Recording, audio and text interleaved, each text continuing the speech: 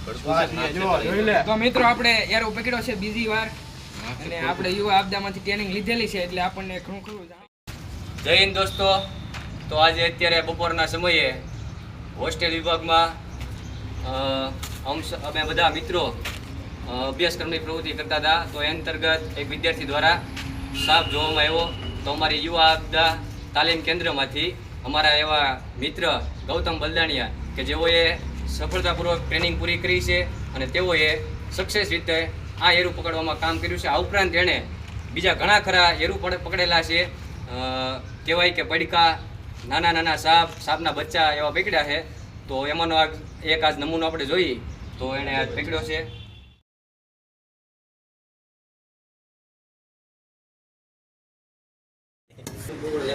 જય મિત્રો.